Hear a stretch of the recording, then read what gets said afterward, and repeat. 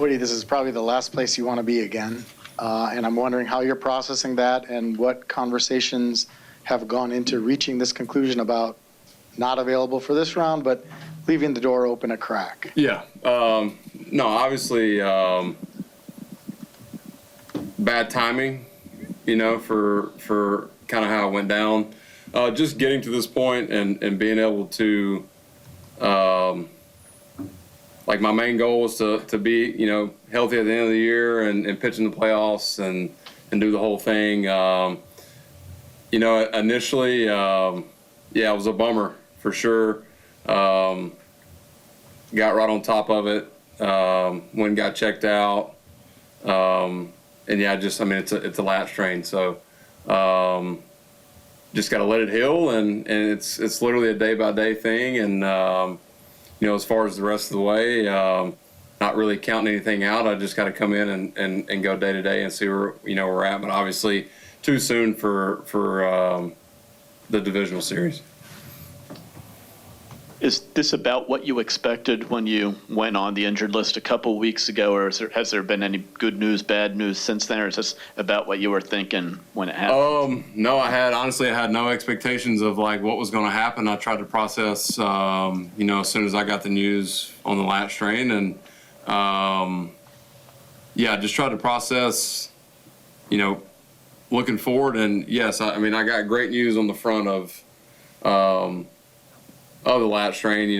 Structurally the shoulder is great, which is I'm happy about that. And obviously that's what I've had to deal with over the last year and a half, and getting through this season. And but yeah, as far as that, I got great news on that front, and shouldn't be an issue going forward.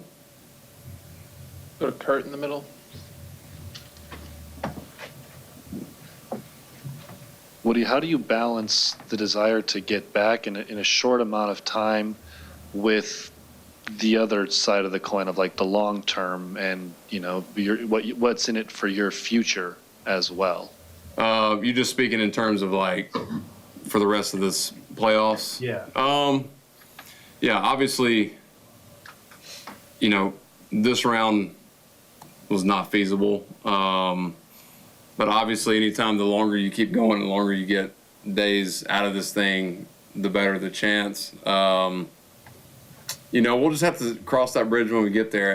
As far as right now, like I'm focused on going in and just taking care of myself, getting my treatment, doing all the necessary things I need to do to try to give myself a chance. But it's like, I love pitching in the playoffs, and fortunately, we've gotten to do it a lot here over the last, 8-9 years, and been a part of essentially every series besides the last, 23 and the last 3 years now, or 2 years, and that's a bummer for me because I love pitching in these type of games, and obviously with the Cubs coming into town, this is probably one of the biggest, and it's going to be a ton of fun, and. So yeah, as far as that part of it, sucks, but you can't tell when these things are going to pop up. So, but yeah, as I'm doing everything I can to, kind of ride this thing and see what happens here. Go to Andy on the left. Brandon, Murph said you weren't throwing yet. Is that accurate? That is accurate. So yes. Are you just in a rehab state? Like, what are you able to do at this point? Yeah, right now just in a kind of a rehab phase of it. And like I said, it's kind of day by day. The longer we kind of get out of this thing, the better the chance. I'm kind of keeping everything on the table at this point. And you know what? It's essentially, like I've been told, it's like a hamstring strain. You get 99%, you feel great. It's that last 1% that can really affect you. And so you really just have to make sure it's 100%. When it's 100%, I don't know. I'm trying every day to get to that point as quick as I can. And that's kind of the way I'm approaching it. So, yeah. Todd? Woody, what were your thoughts when you saw the Cubs advance to this round and how weird is it going to be to see counts on the other side? I know you guys have played before, but with this high stakes right now. Gosh, I mean, one, you don't have to fly 4 hours to San Diego to go play a baseball game. You can just drive right up the road.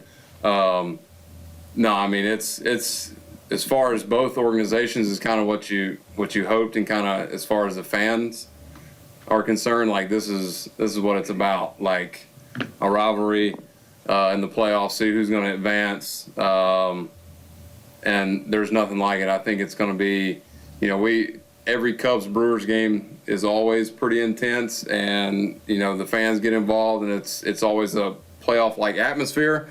But I'm sure it's going to be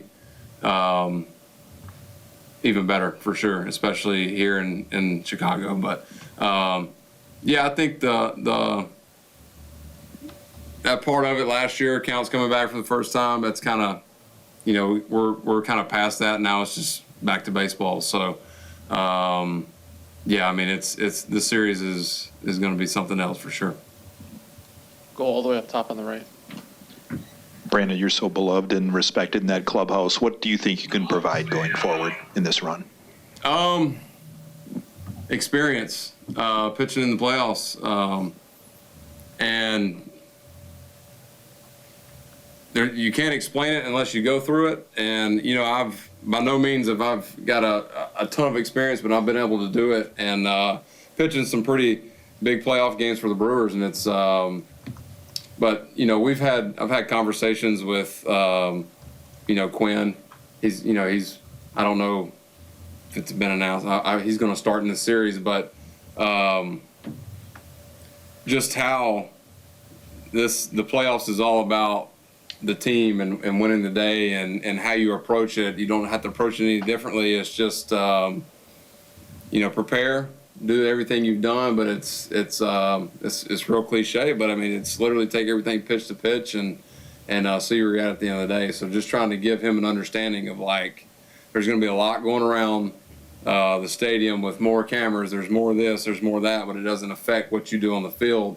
If not more, it helps you focus more. So just trying to help in that way and just kind of be a sounding board in that sense. And just, try to be a great teammate, try to help pick up guys and just be there and, cheering guys on. Because, I mean, there's nothing like playoff games and being there with the guys and, winning games in the playoffs.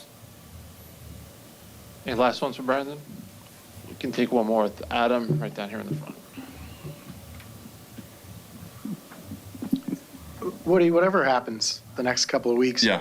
What did it mean to you to get these 2 more years with this club, and when you got back on the mound to do that in a Brewers uniform? For sure. I don't know what's going to happen.